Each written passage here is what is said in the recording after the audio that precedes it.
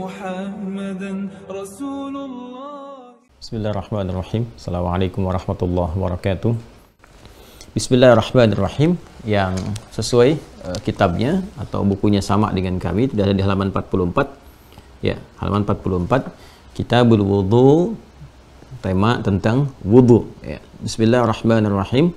Rabi'an Kitabul Wudu. Ya. Bagian yang keempat adalah pembahasan tentang wudu. Subtopiknya bab ma jaa fil wudu.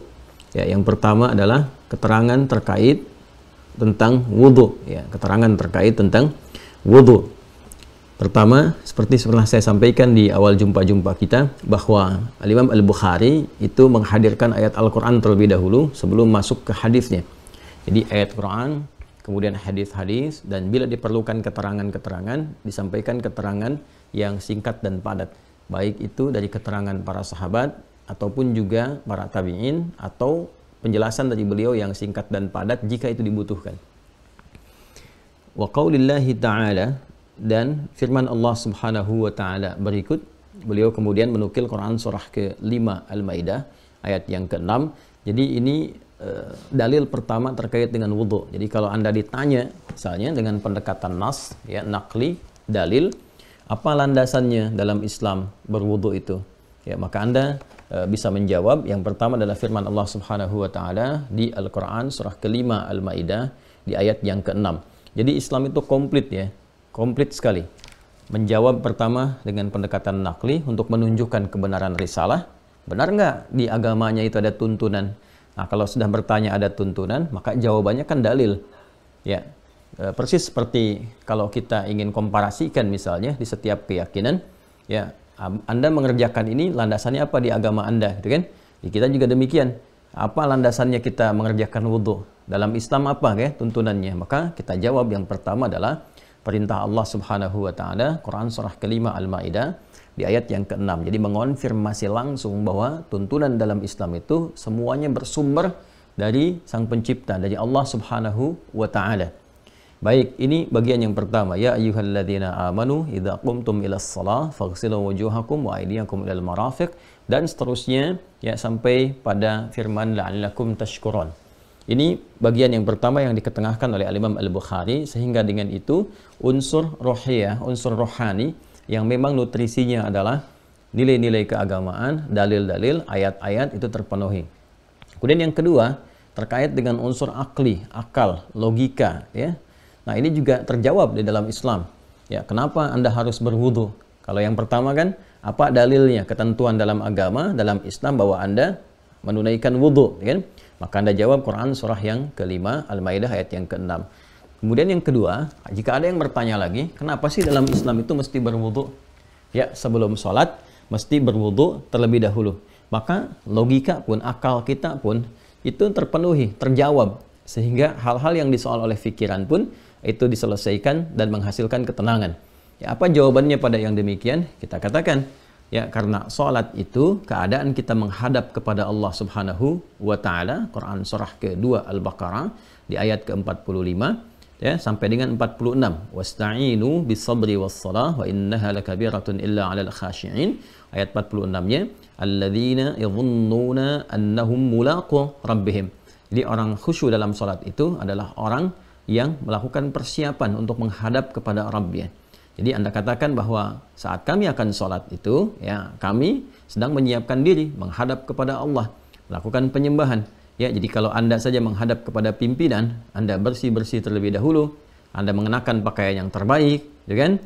Nah, maka ini kami akan menghadap kepada segala yang menguasai, ya, segala yang menghendaki, yang menciptakan pimpinan, menciptakan semesta dan sebagainya. Maka persiapannya pun harus lebih baik dibandingkan dengan hanya sekedar bertemu atau menghadap kepada makhluk, kepada manusia. Jika kepada manusia itu hanya membersihkan yang luarnya saja, mandi, mengenakan pakaian bagus, itu kan membersihkan yang luar, disebut dengan nadhafah. Maka menghadap kepada yang maha segalanya, membersihkan luar dan dalamnya. Itu yang disebut dengan taharah. Karena itu wudu punya sifat taharah. Awas. Taharah mencakup an-nadhafah, membersihkan bagian luarnya, juga al-husnu wadhiyah, membersihkan bagian dalamnya. Ini yang membedakan penghadapan kita kepada makhluk dan penghadapan kita kepada Khalik. Jadi kalau logika bertanya, kenapa Anda mesti berwudu sebelum sholat? Anda bisa jawab, Anda saja kalau menghadap pimpinan, menghadap bos Anda, kan Anda bersih-bersih dulu.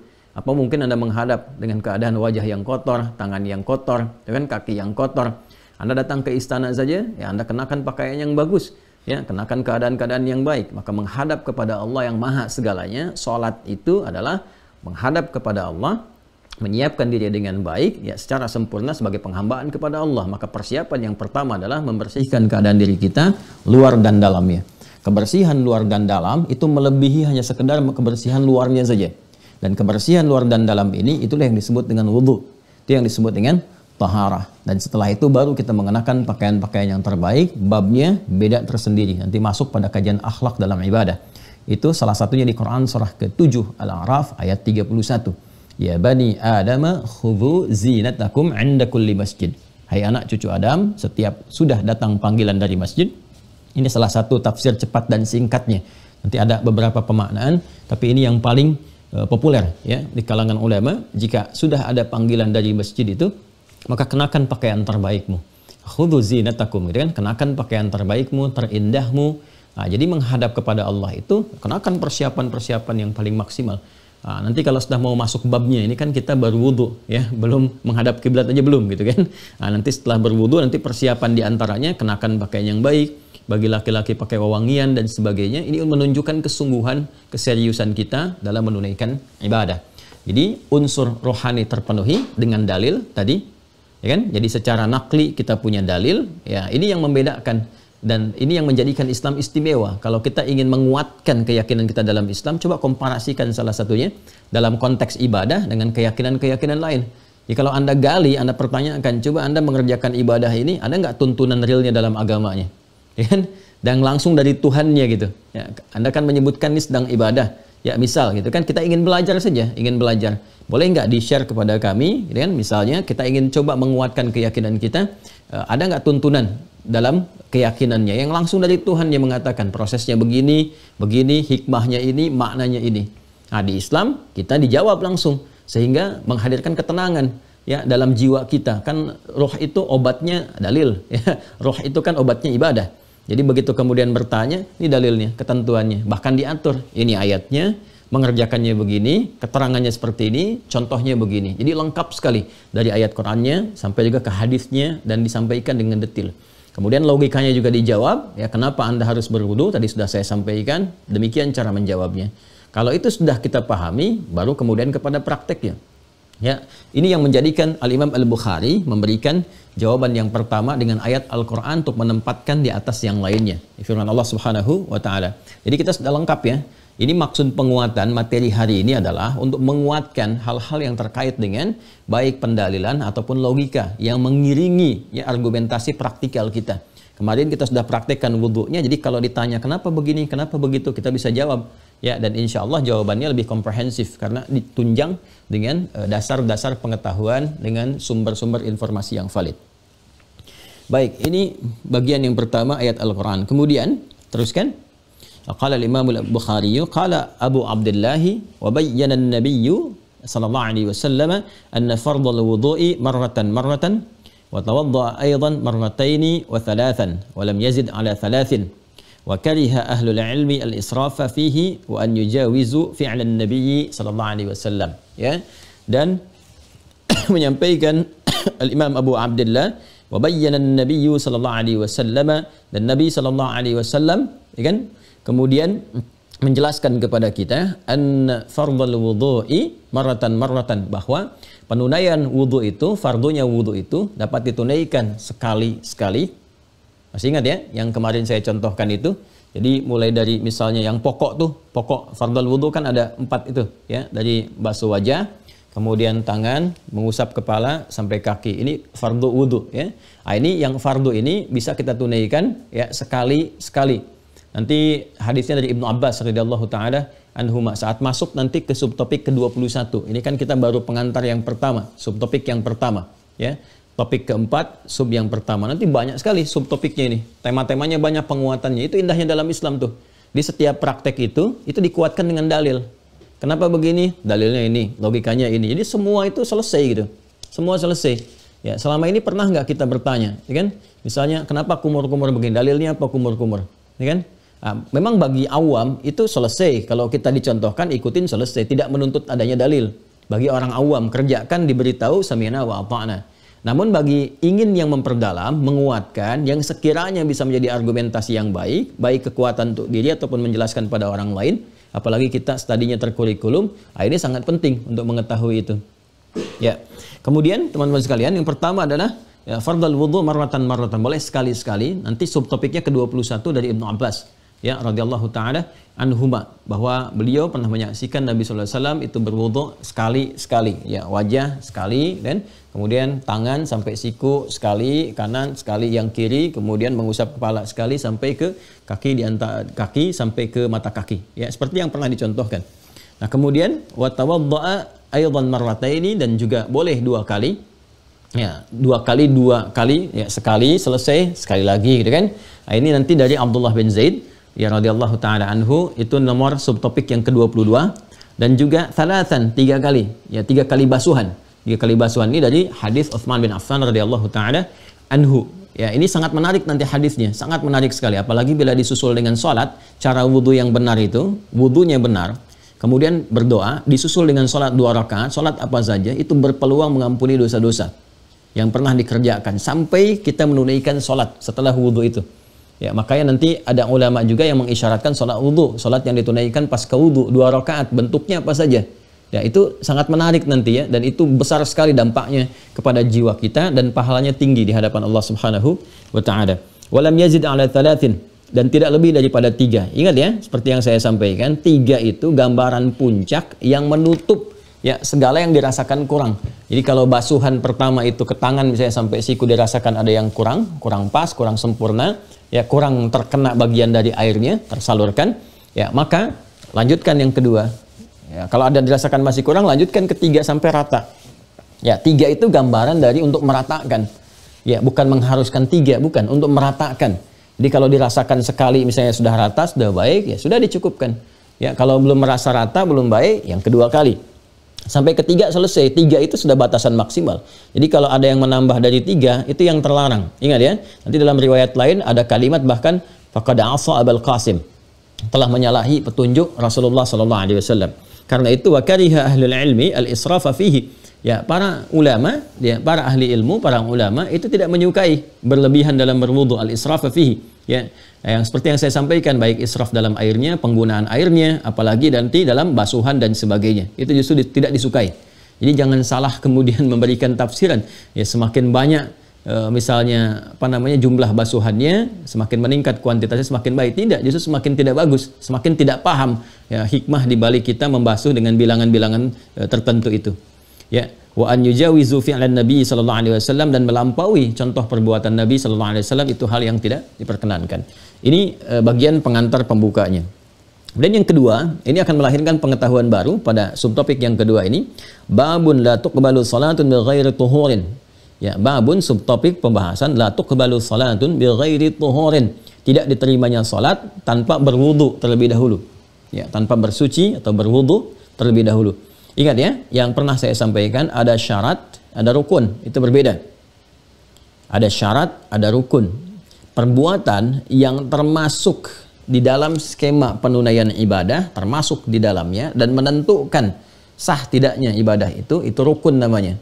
Jadi kalau masuk dalam pelaksanaannya, ya masuk dalam skema pelaksanaannya, seperti sholat misalnya dari takbir sampai dengan salam, ya maka takbir masuk bagian sholat, membuka, rukuk bagian sholat, sujud bagian sholat, ya sampai dengan salam kemudian. Nah, itu yang ada di dalam penunaian sholat, itu rangkaian ibadah yang termasuk di dalamnya dan menyatu di dalamnya ada, itu disebut rukun. Tapi kalau dia terpisah dari itu, ya tapi menentukan benar tidaknya ibadah itu, sah tidaknya ibadah itu, walaupun tidak langsung termasuk dari rangkaiannya. Rangkaian yang terpisah tapi akan sangat menentukan proses penunaian di balik ibadah yang dimaksudkan. Itu syarat namanya. Nah, wudhu itu termasuk syarat karena bukan termasuk bagian dari rukun sholat. Ya, sholat dibuka dengan takbir, ditutup dengan salam. Rangkaiannya dibuka dari takbir. Tapi proses awalnya diikat, syaratnya diikat dengan wudhu. Ya, wudhu menjadi syarat sah sholat. Jadi kalau ada orang misalnya sholatnya benar dari awal sampai akhir, takbir sampai dengan salam, tapi tidak diawali dengan wudhu, maka di sini jelas sholatnya tidak sah. La tuqbalu sholatun, ya, sholatnya nggak diterima oleh Allah Subhanahu Wa Taala, tidak sah kalau menunaikan sholat sengaja tanpa berwudhu. Ya, bahkan kalau menepikan wudhu bisa bermaksiat. Udah nggak usah wudhu, udah yang penting sholat saja misalnya, nah itu sudah maksiat dan berdosa dia dengan itu.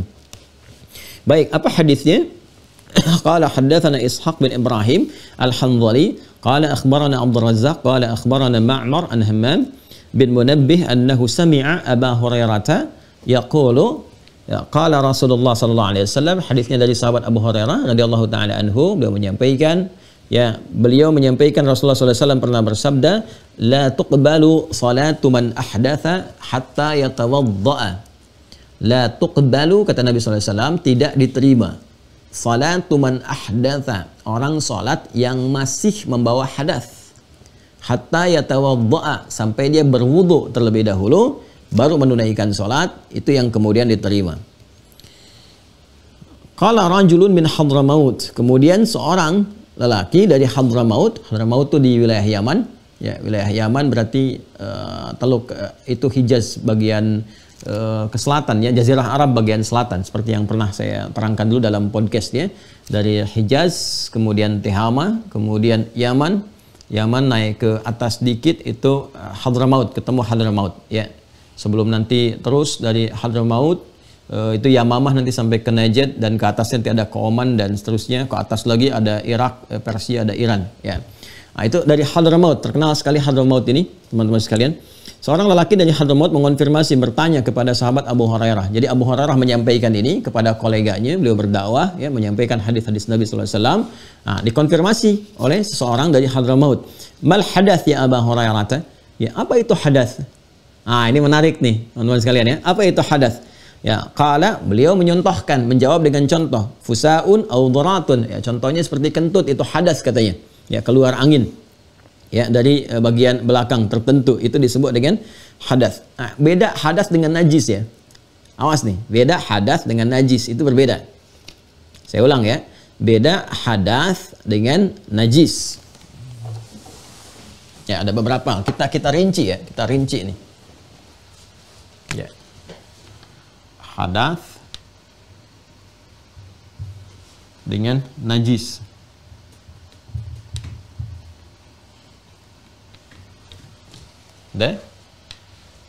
Walaupun dipandang sama-sama kotor atau kotoran, ya, keduanya dipandang sama-sama sesuatu yang kotor atau menghadirkan kotoran. Hadas umumnya bersifat maknawi,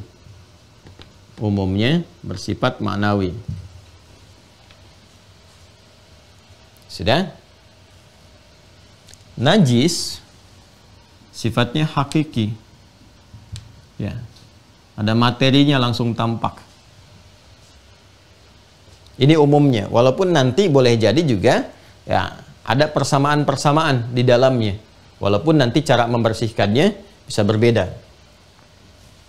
Baik, sudah, ya. Ini pertama, umumnya sifatnya apa? Maknawi. Yang ini umumnya sifatnya hakiki. Hakiki itu materinya ada, tampak jelas. Hadas ini cara membersihkannya terbagi dua. Ada yang sifatnya dipandang kecil, di bahasa Arabnya asghar atau saghir, ya, al-asghar. Ada yang kedua sifatnya besar, al-akbar.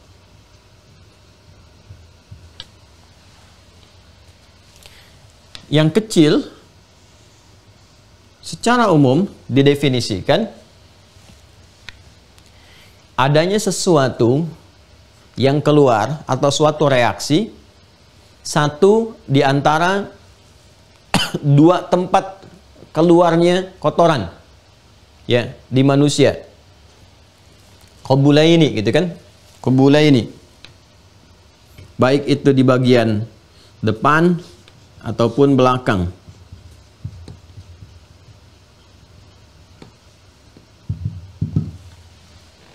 Misal kalau kita spesifik misalnya, ini ada kencing misalnya kan, saya contohkan secara langsung. Ini kentut misalnya, baik ya, dengan segala jenisnya, baik yang terdengar ataupun tidak terdengar. Kan ada yang terdengar ada baunya, ada terdengar tidak ada baunya, ya, ada yang tidak terdengar ada baunya, ya, dan macam-macam. Nanti di dalam hadis pun nanti diterangkan, ya, bagaimana kondisi-kondisi saat ini. Nah, ini yang kecil, ya, yang kecil. Pelan-pelan.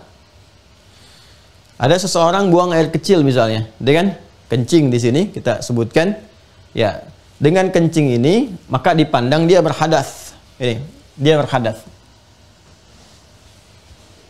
Kencingnya itu najis. Awas, membedakan cara membersihkannya berbeda. Nah, jadi kalau cara membersihkan ini kencingnya najis, ya kan? Ada najisnya. Nah, kemudian keadaan saat kencingnya itu, ya, keadaan kencingnya itu disebut dengan hadas. Cara membersihkan, bersihkan bagian yang keluar dari, ya, air kecil itu atau kencing itu, dibersihkan sudah, ya. Kemudian juga sama, ya, dalam konteks ini dibersihkan, setelah bersih najisnya hilang, dipastikan hilang najis, selesai. Ya, bersih, selesai. Jadi najis itu dibersihkan di tempat adanya najis, baik yang keluar ataupun melekat. Ya, kena kotoran misalnya kan, atau ada darah kan najis, ya, atau ada kotoran misalnya yang melekat dari hewan tertentu, itu najis, materinya ada, sifatnya hakiki. Hakiki itu materinya ada, terlihat. Cara membersihkannya berbeda dengan hadas. Ya, najis itu dihilangkan di tempatnya yang terkena kotoran. Kalau ada nempel kotoran, sifatnya najis, bersihkan di tempat itu, ya, sampai hilang 3 sifat itu, ya, baik itu warnanya, baunya ataupun rasanya dengan dugaan yang kuat, hilang, selesai. Ya, sama ini keluar dari najis tempat tertentu, maka bersihkan sampai hilang keseluruhannya, sampai bersih, terasa bersih, sudah selesai, hilang najisnya. Tapi dengan menghilangkan najis, awas, hati-hati, belum tentu bisa menghilangkan hadas. Karena sifat hadas itu maknawi, bukan menghilangkan keadaan najisnya, kotorannya yang nampak, bukan.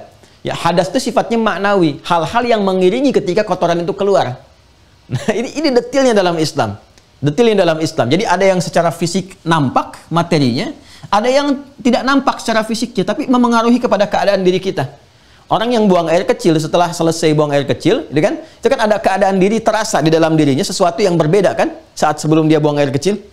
Ya, sama saat ada seseorang yang kentut, ya, begitu dia kentut misalnya, ada keadaan yang beda kan, seakan-akan memberikan suatu kesan tersendiri, ya, kepada keadaan dirinya. Coba rasakan nih, kalau misalnya ada seseorang sedang kentut, ya, begitu dia kentut kan ada pengaruh tuh kepada keadaan diri. Nah, pengaruh yang mengiringi keadaan itu terjadi, itu hadas namanya.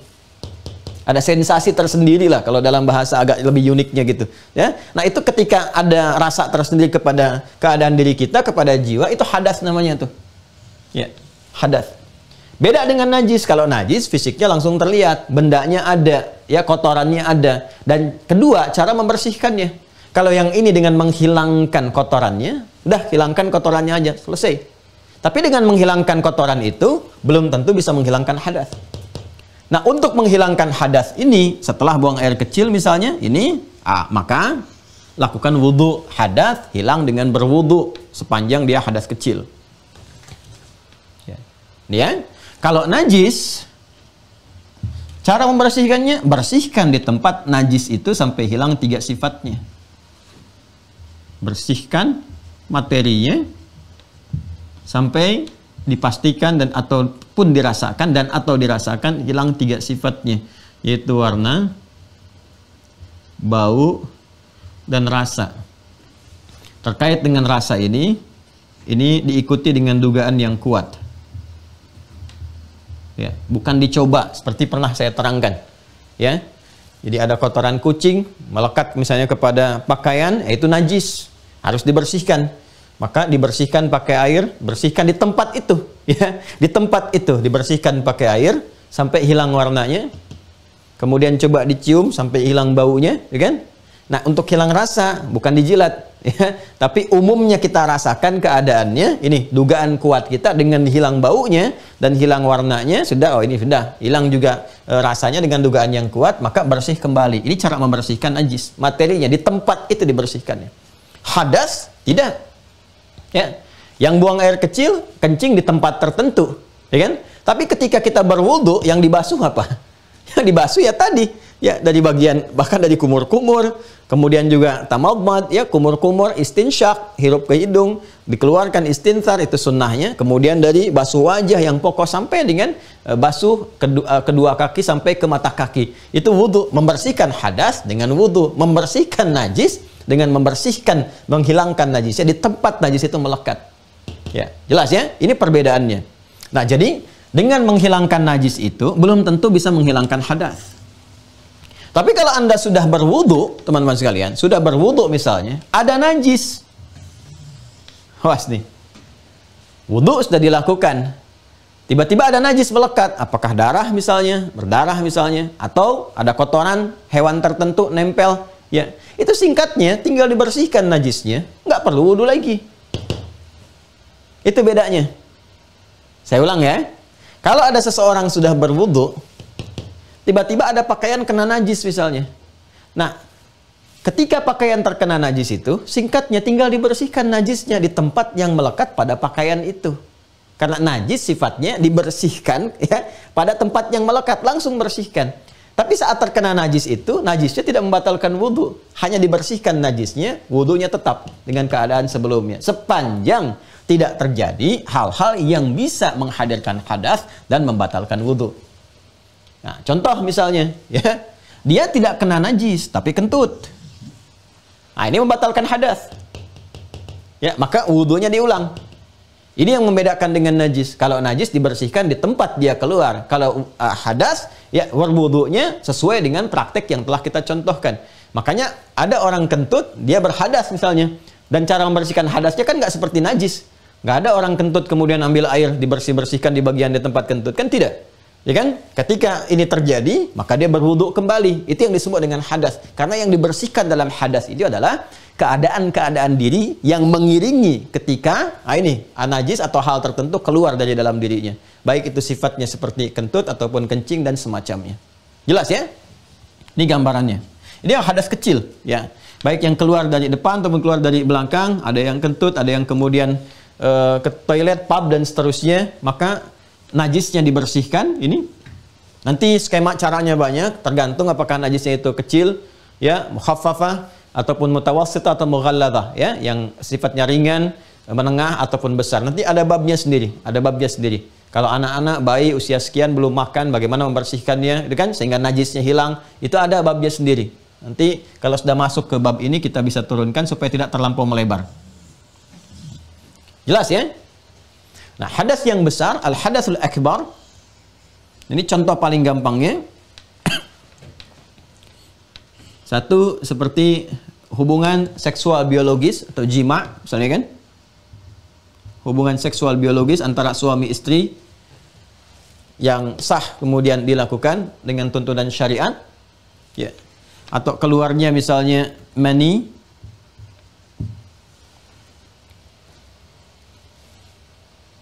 Sudah?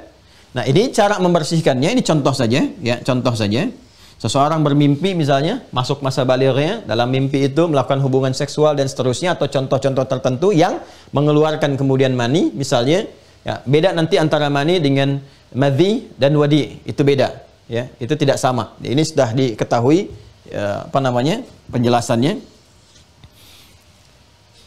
Teman-teman sekalian, kita lanjutkan ya. Nanti perbedaan spesifiknya kalau kita turunkan juga boleh. Ada mani, ada madhi, ada wadi, itu beda.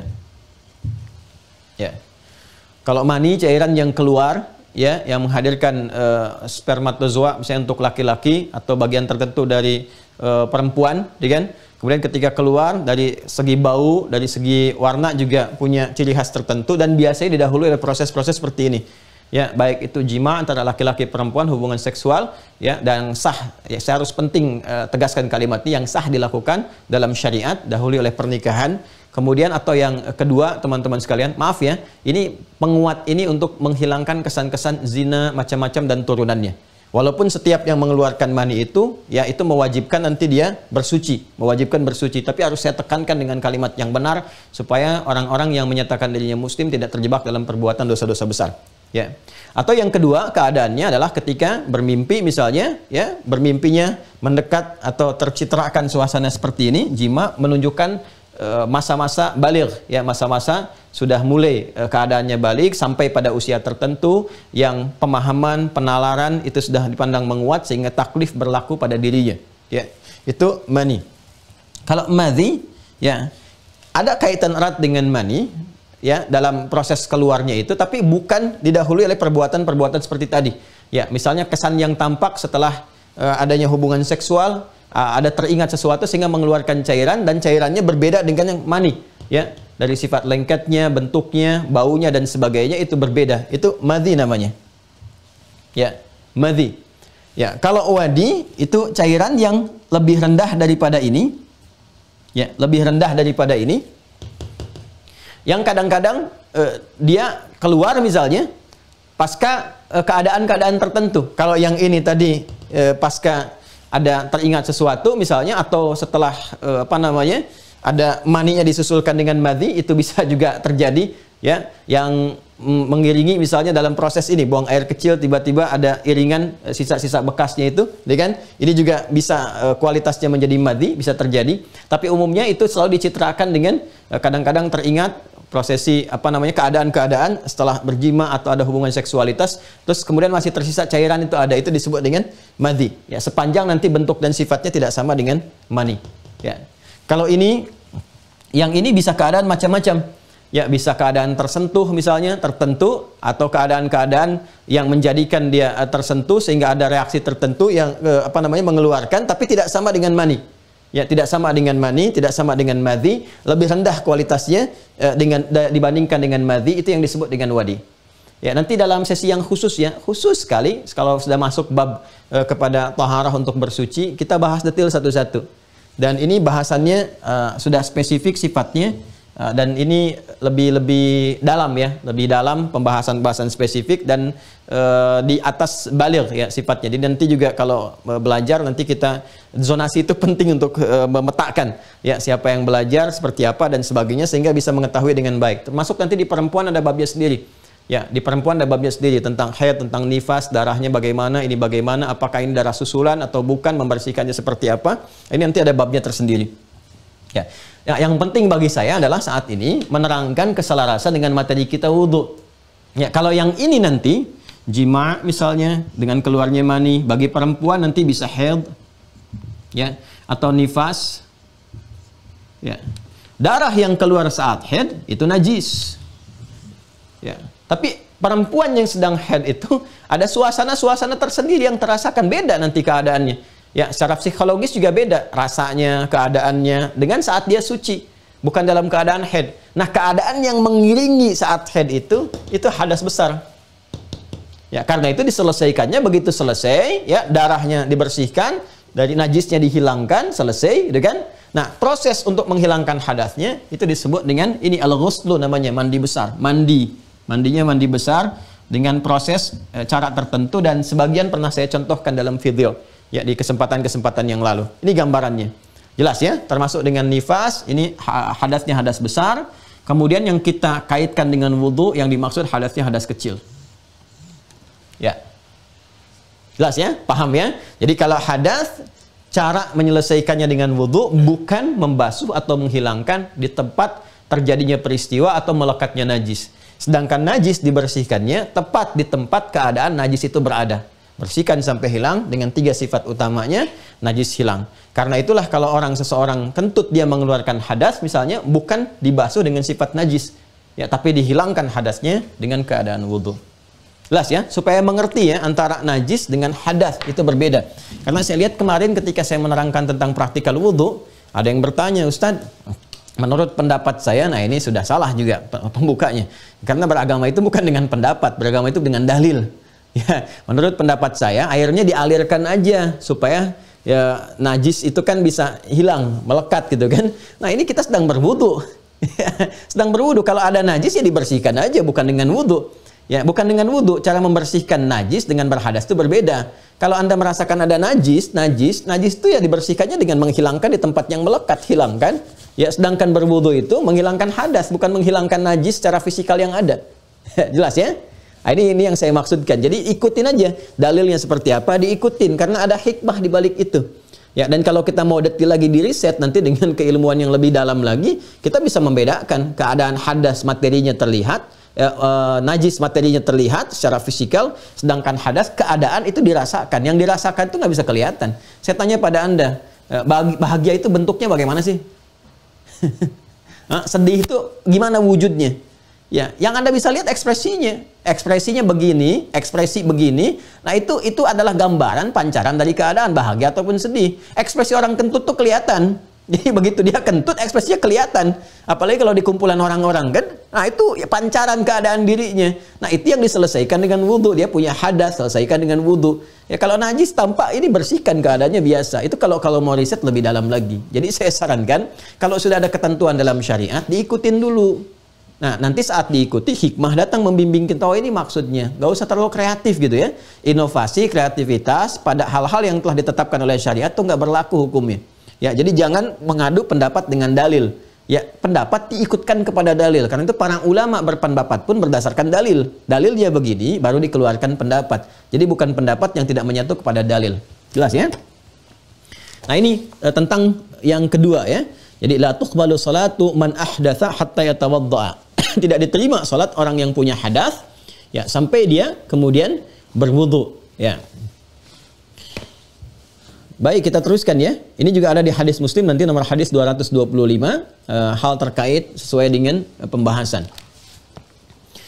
Teruskan kemudian bab fadlil wudu wal ghurul muhajjaluna min atharil wudu. Ini pernah saya bacakan hadisnya. Ini terkait hikmah. Nah, makanya dalam Islam itu teman-teman sekalian lengkap sekali. Anda kalau nanti didapati keterangan yang saya sampaikan ini kan sedang dikodifikasikan, dibukukan ya, supaya mudah nanti kita mengaksesnya juga. Jadi di Islam itu dari segi cara, makna sampai hikmah ada. Terjawab semua. Jadi akal kita yang menelusuri ingin mencari juga tercerahkan, jiwa kita tercerahkan, fisik kita juga diberikan penjelasan. Ya, tercerahkan semua, dapat semua bagian-bagiannya. Nah, ini sekarang kita masuk bagian hikmahnya. Anda bisa klasifikasikan. Oh, ini cara praktikkan wudu, kemarin tutorial itu kan cara. Ya kan? Nanti ada makna, ya, maknanya begini. Nanti ada hikmah. Esensinya seperti ini, filosofisnya begini gitu ya. Dan nanti apa yang didapatkan dari situ sampai ke pahalanya. Ya, agama itu kan harus sampai ke pahala. Ya kan? Apa apresiasi yang Tuhan berikan kepada kita ketika kita menyembahnya? Itu harus sampai ke situ. Apa yang dibawa sampai ke akhiratnya? Islam tuh paling jelas. Dijelaskan wudu caranya begini, maknanya begini, hikmahnya begini. Kalau kamu kerjakan ini dampaknya ke diri kamu begini. Ya, kemudian ke interaksi sosial seperti ini pengaruhnya. Lalu kalau kamu meninggal dapat ini sebagai bekal pulang, jelas semuanya. Ya, ini caranya, basuh wajah sampai selesai, cara. Ya, dijelaskan maknanya. Ini wajah dibasuh tuh seperti ini. Artinya begini, doanya begini dan sebagainya. Kemudian apa hikmah dari itu semua? Dijelaskan pula. Ya, ini hikmahnya ini menjadikan keadaan kita lebih bersih secara fisikal. Kemudian juga ke jiwa kita itu akan melatih kebersihan jiwa. Begini caranya supaya saat yang bersamaan berwudu bersih luarnya, bersih dalamnya. Kerjakan ini sampai doanya diatur. Kalau kamu kerjakan begini, dampak ke dalam jiwamu itu bersih, dampak fisikmu bersih, bergaul dengan orang pun enak. Jiwa yang bersih itu melahirkan tindakan-tindakan yang mulia. Ya, nanti kalau kamu kerjakan begitu di akhiratnya dapat apresiasi, pahala, ya, diberikan pahala. Pahala itu kan masalah akhirat. Ya, konfirmasi iman di alam kubur, konfirmasi pahala di akhirat, konfirmasi amal di dunia. Jadi sekarang kita beramal, nanti saat masuk kuburan dikonfirmasi iman. Imannya ada enggak? Ya, sebelum kita diminta untuk beristirahat, nyaman dan sebagainya, ya, tidur, bagi orang beriman dalam tidurnya itu diberikan kebaikan-kebaikan, dalilnya banyak. Bagi orang yang dikonfirmasi nggak ada imannya, dia meninggal imannya nggak ada, ya sudah. Ya, diberikan konsekuensi yang berlaku di alam kubur. Kalau di hadis-hadis itu ada keterangan-keterangan, di Quran juga ada. Ya, kalau ada yang mengatakan ya cuman tidur, kan saya sampaikan di kesempatan yang lalu.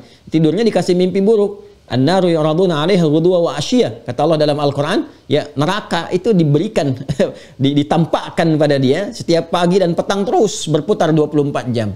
Ya, Anda kan saya katakan kemarin, ada orang mimpi ketemu kuntilanak aja kan pengen cepat bangun. Nah, ini mimpi melihat neraka, ditempatkan neraka terus 24 jam. Itu kan siksa yang paling pedih di situ. Na'udzubillah min dzalik, ya.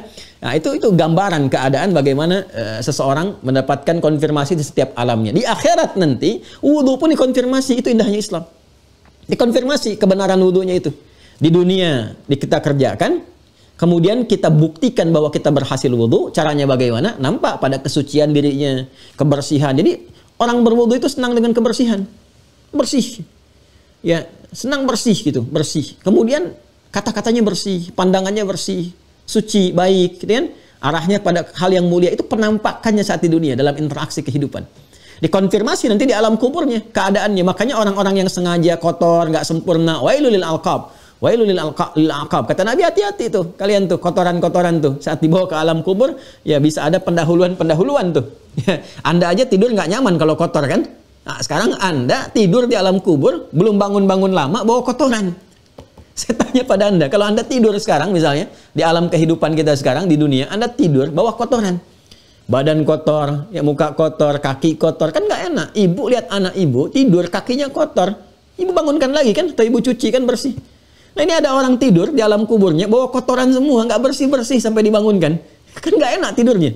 Ya, sudah mimpinya nggak enak, badannya kotor, keadaannya nggak enak, masih Anda bisa mengatakan, kami cuma tidur kok, silahkan tidur tuh dengan kotoran dan sebagainya. jadi kondisi itu tuh harus dipahami dengan baik. Kalau mau pakai logika, kita jawab pakai logika. Dan Quran memberikan dalil, pendekatan tentang itu. Ya. Lalu di akhirat dikonfirmasi. Apa konfirmasi akhiratnya? Untuk keberhasilan orang wudhu. Nah, ini agama yang benar itu seperti itu. Ya, ini sesuai dengan yang kita yakini. Konsepsi keberagaman itu kan mesti menjawab di setiap keadaan, setiap tempat, setiap ruang dan waktu. Islam itu menjawab di dunia begini keadaannya. Di alam kubur dijelaskan, di akhirat pun dijelaskan. Konfirmasi 3 alam. Sehingga kita tuh punya gambaran yang jelas tentang kehidupan kita. Kalau meninggal kemana? Setelah itu bagaimana? Nah, tugas agama itu memberikan penjelasan kepada kita. Islam memberikan dengan detil. Setiap perilaku kita dijelaskan konsekuensinya.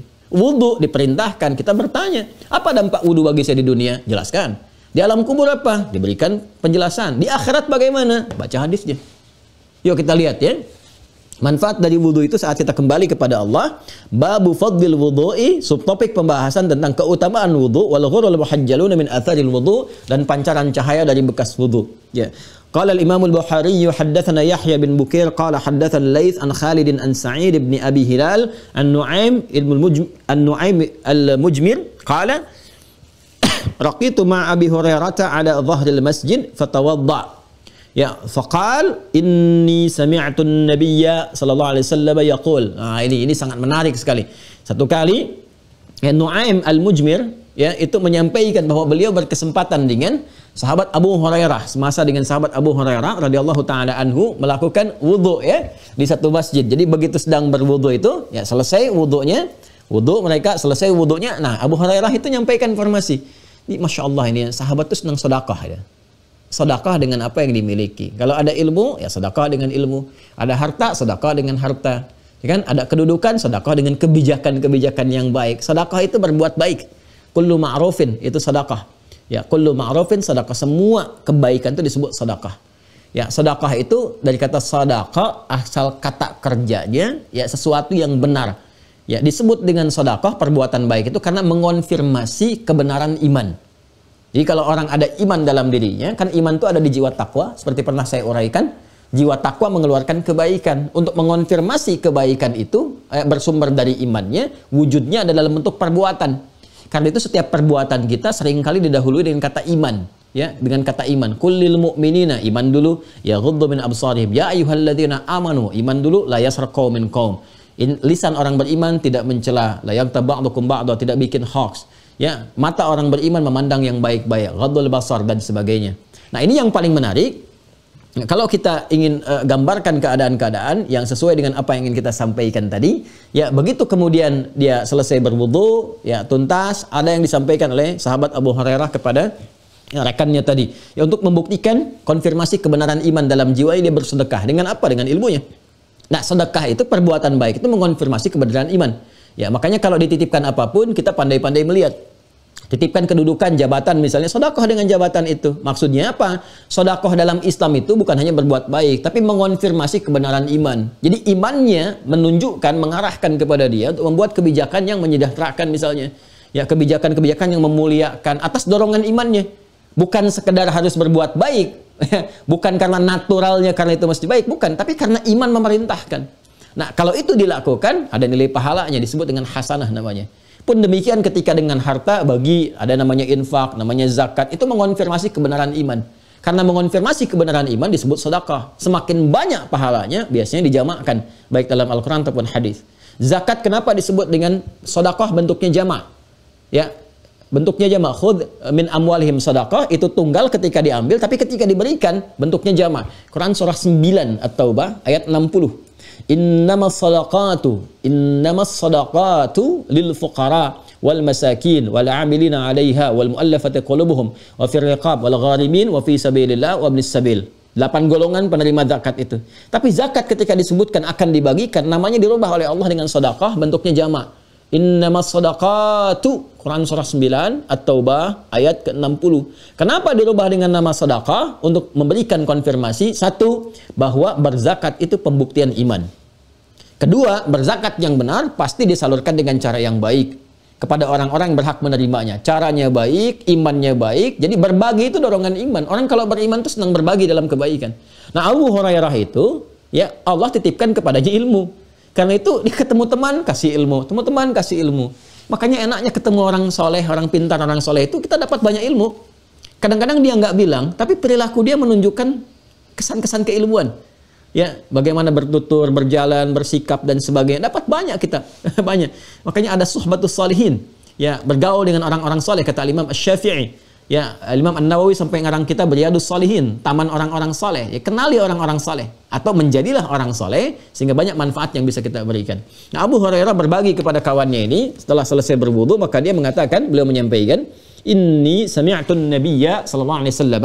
Saya pernah mendengar dan menggunakan ini untuk meyakinkan. Ini, ya, aku tuh benar-benar pernah mendengar Nabi SAW. Jadi kalau sudah pakai ini, itu untuk menepis keraguan pada orang yang akan mendengarkan.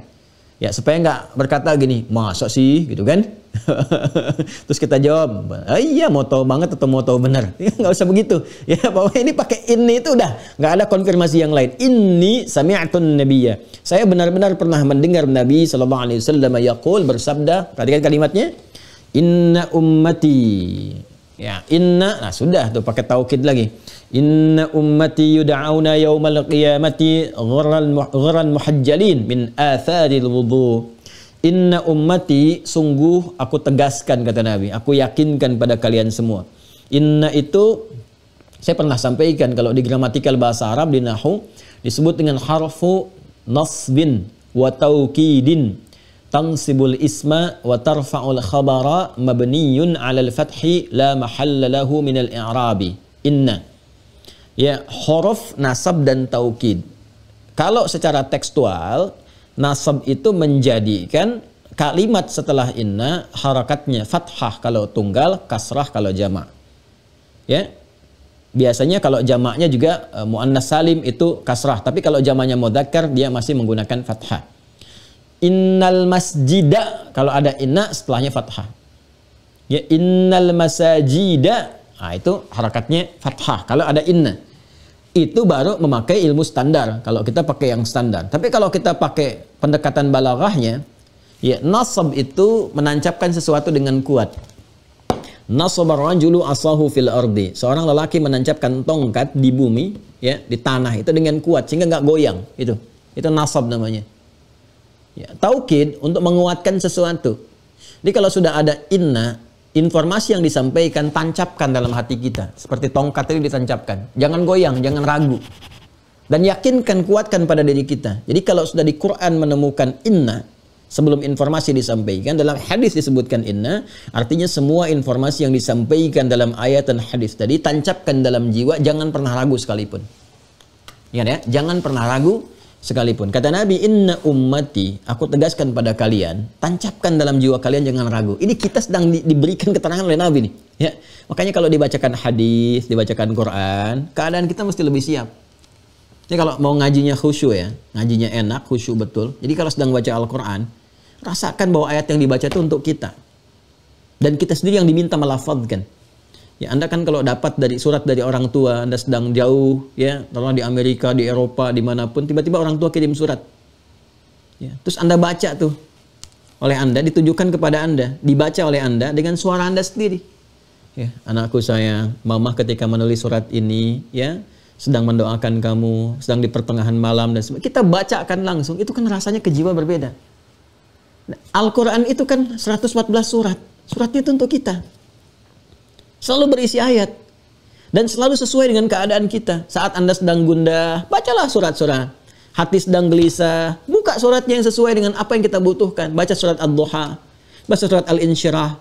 Ya, dan bukan sekedar baca, rasakan surat itu untuk kita.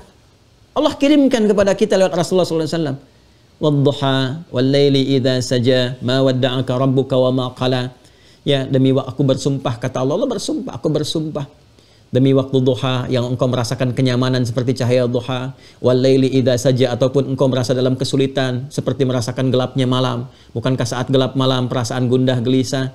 Ya, demi keadaan engkau dalam keadaan nyaman dan tenang seperti merasakan cahaya duha, ataupun saat engkau sekarang tengah gelisah, gundah, diliputi segala hal yang tidak menyenangkan seperti dalam suasana gelap gulita, ma wadda'aka rabbuka wa ma qala. Yakinkan pada jiwamu, aku tidak akan pernah meninggalkan engkau sedikit pun.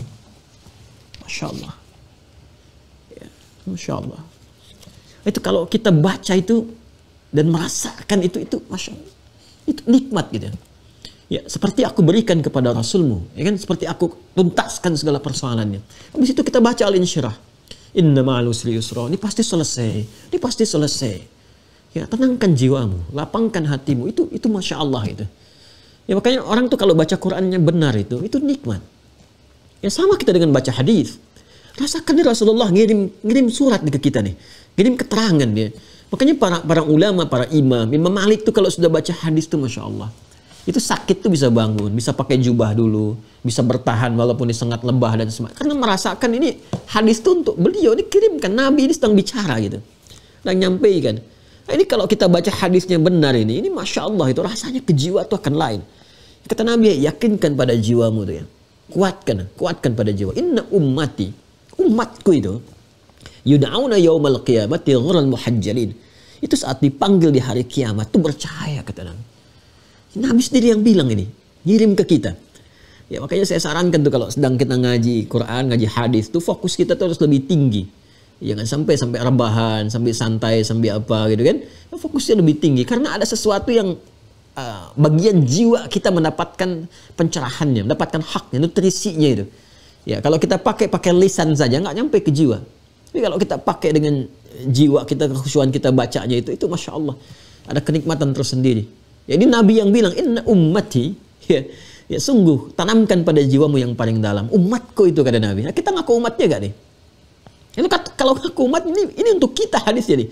Inna ummati yud'auna yaumal qiyamati ghurran muhajjalin. Saat dipanggil di hari kiamat, nah ini konfirmasi manfaat, fadilah, keutamaan wudhu saat di hari kiamat. Jadi di dunia itu ada manfaatnya, di alam kubur ada manfaatnya, di akhirat ada manfaatnya. Ini gak sembarangan. Jadi kalau manusia, muslim, insan beriman tahu dengan berwudu itu ada manfaatnya, demi Allah saya katakan, niscaya dia tidak akan meninggalkan wudu selama hidupnya. Bukan hanya untuk sholat. Dia baru batal wudu pun dia gelisah, dia pengen wudu lagi. Kenapa? Dia yakin dengan ini semua.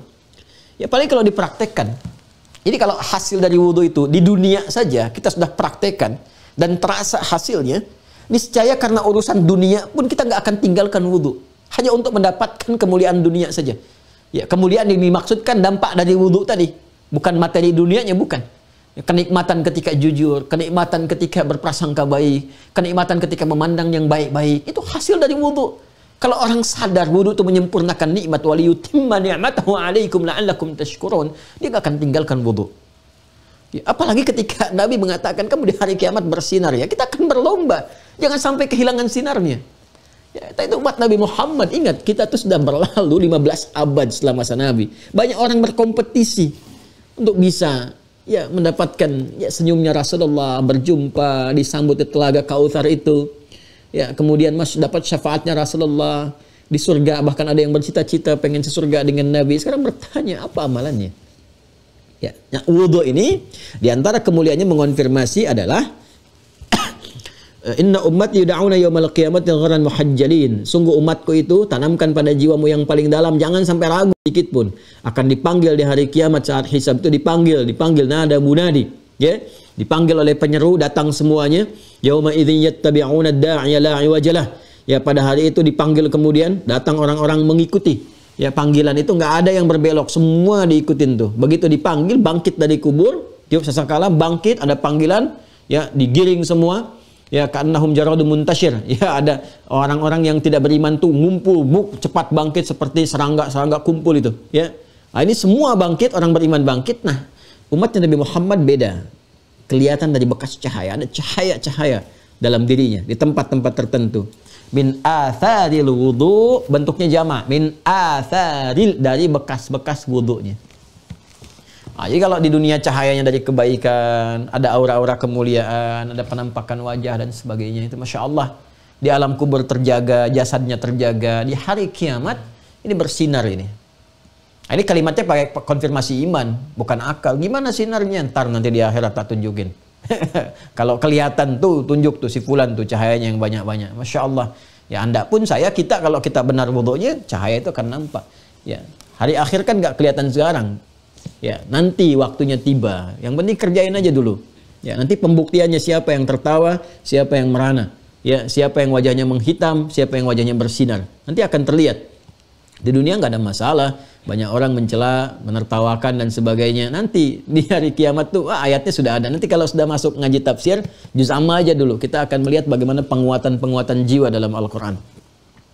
Ya, min atharil wudu, dari bekas-bekas wudunya, faman istata'a minkum an yutila gharatahu falyaf'al. Maka siapa yang mampu memanjangkan sinarnya, cahayanya, menguatkan cahayanya sejak dia berada di dunia, maka cepat kerjakan. Nah, ini memahami bagian terakhir ini macam-macam. Ya, macam-macam. Tapi kalau saya lebih cenderung kepada pemahaman yang menurut kita masuk ke semua lininya, baik ke logikanya masuk, ke dalilnya masuk, ke praktikalnya masuk. Memanjangkan cahaya yang dimaksudkan, menyempurnakan wudu. Maksud menyempurnakan itu membiasakan wudu. Ya, jadi ketika berwudu, batal wudu lagi, batal wudu lagi. Itu yang dimaksud memanjangkan cahaya, menguatkan cahayanya. Karena ada yang memaknai memperbanyak cahaya itu ya menyempurnakan, menambah sampai 3 kali, tambah sampai 3 kali. Itu boleh-boleh saja. Tapi kalau dikaitkan dengan makna secara fikih, 3 kali itu adalah kalau sekiranya secara fisikal belum terbasuh sempurna keseluruhannya. Ya, belum terbasuh secara keseluruhan dengan sempurna, itu secara fikihnya. Ya, jadi kalau kita ingin sempurnakan sampai semua selesai. Tapi kalau 1 kali, 2 kali selesai pun, karena Nabi pernah contohkan, itu sempurna juga secara fikihnya. Ya, tapi kalau dorongan kita ingin semua, saya tidak ingin ragu sama sekali, pokoknya pengen 3 kali, nah, itu termasuk bagian menyempurnakan. Dan cahaya juga sempurna. Tapi konfirmasi cahaya itu melekat kepada pembuktian juga yang terlihat saat di dunia. Jadi kalau wudunya bagus, perilaku tangan bagus, wajah bagus, telinga bagus, itu yang menjadikan bercahaya. Nah, semakin orang banyak menyempurnakan wudu, kan kalau orang nggak mau batal wudu, itu pasti akan berdampak pada perilaku. Batal nih wudu, ya kan? Makanya ada beberapa ulama yang ketat, ya, bahkan disebut orang bohong pun tuh batal wudunya tuh. Ya, jadi ketika berdusta, yang dusta itu berpengaruh pada keadaan jiwa, muncul hadas itu pada ulama-ulama yang ketat tuh. Ya, makanya kalau sedang nyogok, mahasiswa nyontek atau apa dan sebagainya, kan ada pengaruh kepada diri, muncul hadas tuh. Itu kalau pada ulama yang ketat suruh berwudu, batal tuh wudu katanya. Ya, pada kondisi-kondisi non fisikal yang nampak terlihat. Nah, ini kalau terbiasa baik dari hasil wudunya, itu mengeluarkan pancaran cahaya yang kuat, terasa saat di dunia, sehingga dia tidak pernah meninggalkan wudu, pengen wudu lagi, pengen wudu lagi. Nah, itu yang menambah kekuatan cahaya saat di hari kiamat. Ini ya, ini gambarannya. Baik, ini hadis yang ketiga. Selanjutnya, nah ini mengonfirmasi hadas tadi, persoalan-persoalan apa namanya? Yang menarik. Ini sebab menarik nih. Sebab yang keempat. Bismillahirrahmanirrahim. Babun man la yatawadda'u minasyakki hatta yastayqina. Ya, bab subtopik man la yatawadda' minasyakki, ya, anjuran bagi seseorang untuk tidak langsung memperbaiki wudu ketika ragu.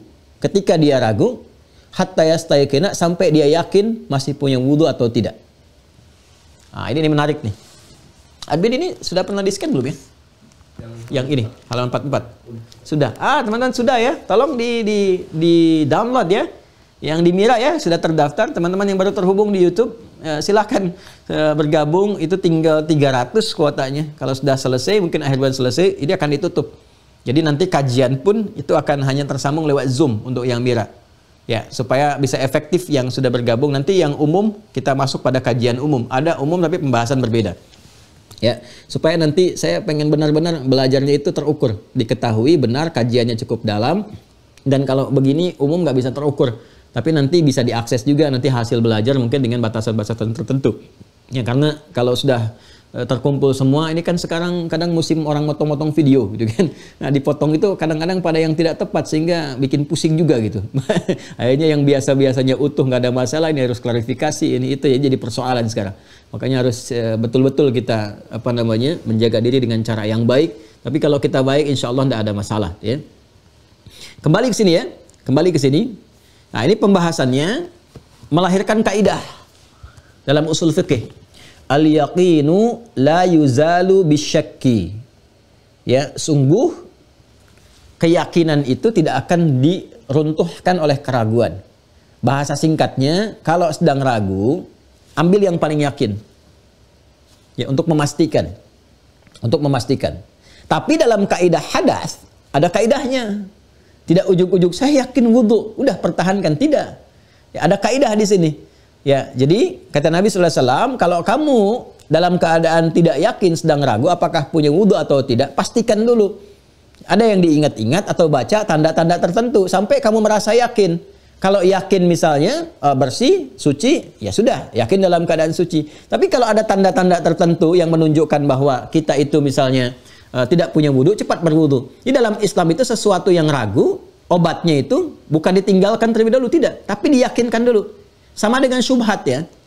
Ada yang kadang-kadang membacanya nggak lengkap, memahaminya nggak lengkap. Masih ingat hadis ini nggak? Innal halala bayyinun wa innal harama bayyinun wa bainahuma umurun mushtabihat. Ya? Sungguh yang halal itu jelas, kemudian yang haram itu jelas, dan di antara halal dan haram itu ada yang syubhat. Ya.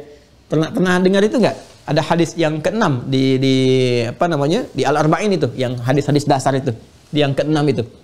Nah, syubhat itu adalah perkara yang meragukan antara halal dengan haram. Ya, cara mengentaskan syubhat itu sebelum fase ditinggalkan itu, cara mengentaskannya, cari kepastian untuk meyakinkan apakah halal atau haram. Jadi kalau kita mendapati sesuatu yang syubhat, ya misal kita ada di antara kita misalnya sedang berdomisili di negara A. Ya, taruhlah misalnya sedang di Cina atau di Amerika dan sebagainya, tiba-tiba lapar mau makan, menemukan restoran. Ya, restoran ini ragu dia halal atau enggak. Nah, jangan langsung ditinggalkan, tapi dipastikan dulu. Pastikan dulu, konfirmasi dulu, tanya dulu. Apa ada di dalamnya? Apakah legal setempat enggak? MUI setempat lah kalau di kita itu, ya. Bagaimana kumpulan-kumpulan orang Islam di sana, institusi Islamnya memberikan enggak rekomendasi dan sebagainya. Dicek, dilihat. Kalau sudah kelihatan, tampak keyakinan pada diri kita, bisa diputuskan halal. Masuk ke situ, nikmati. Kalau haram, langsung tinggalkan. Kalau tidak menemukan tanda sama sekali, nggak ada yang bisa dikonfirmasi, baru famanittaqa syubhat, tinggalkan. Ya, tinggalkan itu untuk mencari konfirmasi sampai menemukan itu sebetulnya halal atau enggak. Bukan dibiarkan mengambang, tidak. Nah, ini penting saya sampaikan karena kesannya yang ditangkap itu, ini kalau baca tekstual begitu. Famanittaqa syubhat, siapa yang meninggalkan syubhat. Jadi dibawa kesannya langsung ditinggalkan, padahal nggak begitu. Dan bab ini celakanya sekarang itu dilebarkan kepada pengajian. Nah, ini Ustadz Syubhat. Ini ada Syubhat yang menyambar-nyambar, kan? Padahal namanya Subhan, bukan Syubhat.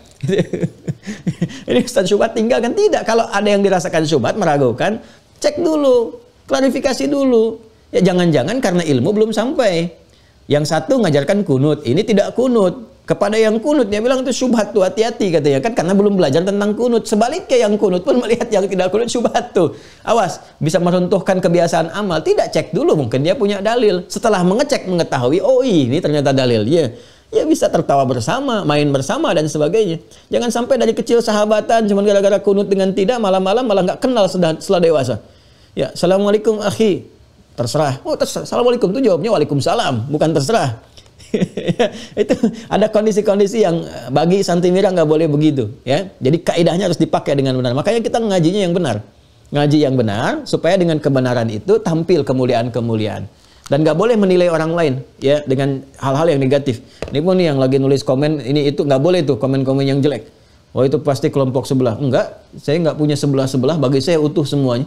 Semua saudara saya, kawan saya, kan? Sepanjang dia beriman, dengan yang belum beriman pun, ya itu saudara kita, sebangsa setanah air. Kita dorong untuk beriman dan berinteraksi yang baik. Bayangkan pada yang belum beriman pun kita bersikap baik, apalagi pada yang beriman.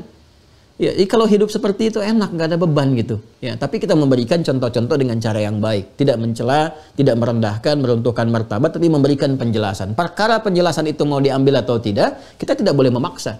Ini persilahkan. Kalau hidup begitu nyaman, nggak ada beban, nggak ada tekanan. Ya, hanya orang yang banyak gaya yang tertekan dalam hidupnya. Itu dalam fisika kan begitu. F sama dengan P. Hukum gaya berbanding lurus dengan pressure. Itu kan hukum Pascalnya kan begitu. Gaya berbanding lurus dengan tekanan. Orang yang banyak gaya semakin tertekan hidupnya. Ya, dengan materi bergaya tertekan, hilang materi muncul tekanan. Dengan ilmu banyak bergaya, senang mendebat, senang nantangin orang, nanti begitu kemudian tidak ada jadi tekanan dan sebagainya. Maka kita kembali kepada jalan-jalan yang tengah-tengah saja. Itu ya, yang dimaksud faman istata'a minkum an yutila ghurratahu falyaf'al, itu yang tadi sudah. Sekarang yang yakin, ya. Al yaqinu la yuzalu bisyakki babun man la yatawadda'u minasyakki hatta yastayqina. Sekarang apa contohnya? Dalam keadaan wudu apakah berhadas atau tidak? Kalau sedang ragu seperti itu, bagaimana cara mengatasinya? Qala al-Imam al-Bukhari, al-Imam al-Bukhari menyampaikan haddatsana Ali qala haddatsana Sufyan qala haddatsana Az-Zuhri an Sa'id bin al-Musayyab wa an Abbad bin Tamim an ammihi annahu syaka ila Rasulillah sallallahu alaihi wasallam. Ini menarik nih. Ar-rajulu alladhi yukhayyalu ilaihi annahu yajidu syai'a fi as-salah faqala la yanfatil aw la yansarif hatta yasma'a sautan aw yajid riha. Jadi dikisahkan ini ya teman-teman sekalian dari Abbad bin Tamim, dari pamannya, ya, bahwa ada seseorang sahabat yang mengadukan kepada Rasulullah tentang perilaku seorang lelaki. Ya, apa yang diadukan? Temannya gitu ya, temannya sesama jamaah, ya. Biasanya ini indahnya dalam Islam tuh begitu. Jadi kalau ada persoalan-persoalan yang sifatnya misalnya terlihat jadi pelajaran, ya, itu nama orangnya nggak disebutkan, disamarkan aja. Inisial, ada seorang lelaki, padahal tahu kasusnya. Ya, tahu. Biasanya kalau ada sesuatu yang melahirkan pelajaran, nggak benar dalam beribadah, atau pernah berbuat sesuatu yang tidak bagus, itu disebutkan samar namanya. Tapi perbuatannya dijelaskan untuk diperbaiki. Itulah indahnya Islam. Jadi kalau ada orang salah itu, bukan dieksploitasi namanya, diumbar namanya, dibuat pamfletnya, begini, tidak. Yang dimaksudkan itu, perbaiki kesalahannya supaya sama-sama jadi baik. Anda itu menginginkan orang baik atau menginginkan orang terjerumus pada kesalahan. Jadi kalau ada orang salah, perbaiki kesalahannya. Bukan diekspor nama dan sebagainya. Itu dalam Islam tuh indahnya begitu. Tapi kalau ada orang baik, seringkali disebutkan namanya. Ya, supaya namanya pun ikut harum, ikut menyebar, orang tuanya ikut jadi baik dan sebagainya. Itu indah sekali dalam Islam itu. Ya, Fir'aun tuh sefir'aun-fir'aunnya, nggak pernah disebutkan nama asli dalam Al-Quran. Sefir'aun-fir'aunnya. Ya, ngaku Tuhan, hobi bunuh orang dan sebagainya, tapi nggak pernah disebut nama. Ya, karena yang salah perbuatannya. Ya, dan disebutkan titel yang melekat, jabatannya. Karena dengan jabatan itu berpotensi melahirkan Fir'aun-Fir'aun baru. Maksudnya apa? Penyelewengan jabatan itu kalau nggak benar, menghasilkan provokasi dari setan yang meningkatkan hawa nafsu dan berpotensi melahirkan tindakan-tindakan buruk. Jangan terjadi seperti itu. Maka dikisahkan demikian. Itu contohnya. Tapi kalau ada orang baik mengalami peristiwa tertentu, misalnya sangat penting, bahkan hanya terjadi pada orang itu saja, namanya langsung disebutkan dengan bin atau bintinya. Contoh, ya, Isa bin Maryam, Maryam binti Imran, Maryam binti Imran, wa Maryam ibnata Imrana. Disebutkan Maryamnya, bintinya plus bapaknya. Kenapa? Karena beliau mengalami peristiwa yang tidak akan dialami peristiwa ini oleh orang-orang perempuan manapun setelahnya. Walaupun namanya disama-samakan Maryam, tetap hanya Maryam yang ini mengalami peristiwa serupa. Ya, yang dialami oleh beliau itu. Apa itu? Mengandung, melahirkan tanpa disentuh. Walam yamsasni bashar, tanpa disentuh laki-laki manapun. Itu cuma Maryam binti Imran, ya kan? Nah, jadi kalau ada Maryam-Maryam yang lain mengatakan, saya juga bisa mengandung tanpa bapak, itu banyak. Tapi yang tidak disentuh laki-laki manapun cuma Maryam binti Imran. Jelas ya? Nah, itu ambil hikmahnya ya dari pelajaran-pelajaran ini. Jadi jangan pernah mengungkit-ungkit orang, nama, menjelek-jelekan, nggak boleh itu. Ya, itu kalau nggak benar itu jadi ghibah, kalau benar jadi fitnah, itu bahaya. Ya, Santi Mira harus menjaga diri dengan cara yang baik. Teruskan ya. Nah, ini diadukan kepada Nabi SAW. Yang diadukan itu sebetulnya ingin nyari solusi tentang perbuatan, bukan orangnya. Mengadukan satu keadaan yang disampaikan oleh seseorang. Apa dia? Ya, tentang seorang lelaki alladzi yukhayyalu ilaihi annahu yajidu syai'a fi shalah. Ya, jadi dia itu mengonfirmasi kepada kawan yang ngadu ke Nabi ini, saya dapatin sesuatu dalam sholat deh. Itu bahasa halus banget. Ya, maksudnya mungkin nyium bau kentut ya, atau ada sesuatu gitu ya. Di dalam sholat tuh kayak nyium bau. Ya, dan si laki-laki itu mengatakan karena di samping dia ada yang sholat, gitu kan? Bahasanya sopan banget ya, kalau bahasa lepasnya kan tadi kayaknya kamu kentut ya gitu kan. Tapi nggak begitu. Ya, akhi, saya kayaknya nyium aroma tertentu yang beda sama kopi deh tadi itu ya, misalnya bahasa kita ini, saya mencium aroma tertentu yang ada sensasinya beda gitu. Ya, dia bingung, dia sendiri nggak merasa. Ini indahnya itu nggak ngajak debat, tapi minta fatwa kepada Nabi. Ya, dia sendiri nggak ingat sebetulnya saya kentut apa enggak gitu kan? Ya, kentut apa enggak? Maka Nabi menjawab. Apa jawab Nabi? Perhatikan kalimatnya. Faqala Rasulullah SAW, la yanfatil aw la yansarif. Ya, hatta yasma'a sautan aw yajida rihan. Kalau kamu sedang sholat, merasakan suasana itu, dibuat umum jawaban oleh Nabi. Supaya memberikan kesan yang luas sifatnya. Yang luas. Kalau kamu sedang ragu, baik dikonfirmasi oleh orang lain misalnya, kan? Atau kamu sendiri nggak ada yang konfirmasi, was-was yang diberikan oleh setan aja. Nah, inilah Nabi itu kalau menjawab diberikan bimbingan oleh Allah sehingga diberikan jawaban yang komprehensif, seakan-akan nggak ada celah lagi untuk nanya di persoalan itu. Jadi ciri khas. Ya, ada nanya kepada Rasulullah, ya Rasulullah, kan, kepada siapa saya mesti infak? Turun ayat jawabannya kepada siapa dan apa yang harus diinfakkan. Ditutup langsung celah pertanyaannya. Itu dengan turunnya Al-Baqarah ayat 215 itu. Ini pun sama, tanya tentang satu kasus, Nabi jawab umum. Jangankan ada yang konfirmasi, nggak ada yang konfirmasi pun kata Nabi. Kalau kamu merasakan keraguan, sedang sholat, terus kamu ragu apakah punya wudhu atau tidak. Atau bahkan di luar sholat, biasanya wudhu, ini ragu-ragu. Wudhu, ya, punya wudhu atau tidak. Batal atau enggak gitu kan. Nah, saya informasikan sebentar ya, sebelum saya sempurnakan hadisnya. Ada setan khusus. Hati-hati nih. Ada setan khusus yang bertugas mengganggu orang berwudu yang punya wudu. Ya. Dulu kan kita bahas asal-usul setan sudah kan? Ya, asal-usul setan, cara kerja setan sampai akhir tragis iblis. Coba dikaji lagi tuh ya. Nanti kalau sudah masuk spesifik kita akan belajar langsung babnya fikih setan. Ya, itu jarang dikaji tuh, fikih setan. Ada 9 jenis setan yang seharusnya kita ketahui itu. Supaya kita bisa menyadari bahwa itu perilaku setan sehingga mudah kita hindari. Nah, setan khusus menggoda orang berwudu yang punya wudu disebut walhan namanya. Walhan. Setan wudu. Saya ulang ya, walhan. Setan yang menggoda orang yang berwudu atau yang punya wudu. Walhan.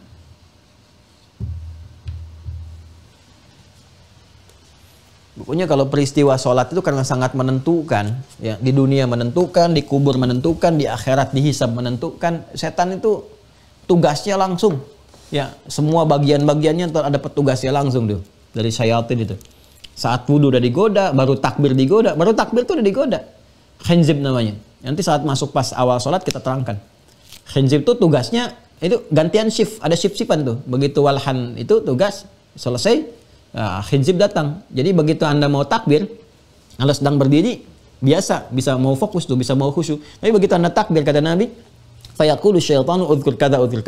Maka setan langsung membisikkan pada jiwa kita, di pikiran kita ditanamkan, ingat ini ya, ingat itu ya. Kalau nggak percaya silakan ya nanti. Begitu sholat tuh, Anda tuh sebelum takbir biasa saja, sudah siap-siap. Tapi begitu mulai takbir, Allahu Akbar, itu otomatis di kepala kita. Diminta atau tidak, hadir. Silahkan nggak percaya zuhur nanti. Begitu mulai takbir muncul. Ini pengingat saya pun ini sekarang. Itu akan dimunculkan tuh. Ingat kata Ustadz Adi ya. Begitu Anda bertakbir, setan akan membisik. Itu setan itu, bukan saya.